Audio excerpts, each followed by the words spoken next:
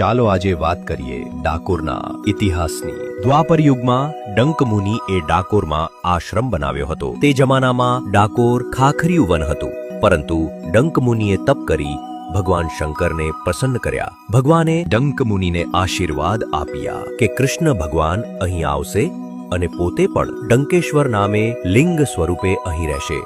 આજે પણ ગોમતી કિનારે ડંકેશ્વર મહાદેવ છે, જે એ બાબતની સાક્ષી પુરાવે છે। ડંકમુનિએ મંદિર પાસે નાનો કુંડ બનાવ્યો હતો, જેમાં પશુ પંખી પાણી પીતા હતા। એકવાર ભગવાન કૃષ્ણ અને ભીમ પ્રસંગોપાત ડંકમુનિના આશ્રમ પાસેથી પસાર થતા હતા, ત્યારે ભીમને તરસ લાગતા કુંડમાંથી પાણી પીધું અને ઝાડ નીચે વિશ્રામ કરવા બેઠો। અચાનક વિચાર આવ્યો કે આટલા સુંદર જળનો કુંડ જો મોટો હોય તો ઘણાને પાણી સુગમતાથી મળે, અને ગદાના એક જ પ્રહારથી ભીમે તે કુંડ મોટો કર્યો। આ કુંડ આજે ગોમતીના નામે ઓળખાય છે। વર્ષો વીતતા ગોમતી કુંડ અને ડંકેશ્વર મહાદેવ મંદિર આસપાસ લોકો આવી વસ્યા, અને પહેલા ડંકપુર અને ત્યારબાદ આજનું ડાકોર ગામ બન્યું। ડાકોર ગામમાં કૃષ્ણ ભક્ત બોડાણો રહેતો હતો, જે દર 6 માસે પૂનમે ડાકોરથી દ્વારકા ચાલીને હાથમાં તુલસી રોપેલું કુંડું લઈ ભગવાનના દર્શનાર્થે જતો હતો। ભક્ત બોડાણો 72 વર્ષની ઉંમર આ ક્રમ કરતો રહ્યો,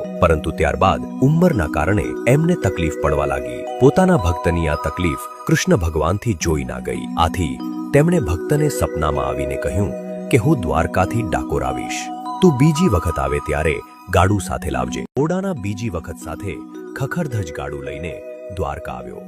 પૂજારીઓએ પૂછતા નિખાલસતાથી જવાબ આપ્યો કે ભગવાન મારી સાથે ડાકોર આવવાના છે। દ્વારકાના પૂજારીઓએ રાત્રે મંદિરને તાળા મારી દીધા, પરંતુ ભગવાન કોઈના બંધનમાં રહેતા નથી। તેમણે આ તાળા તોડીને બોડાણાની જોડે ડાકોર જવા પ્રયાણ કર્યું। બોડાણાનું ગાડું હાકે રે,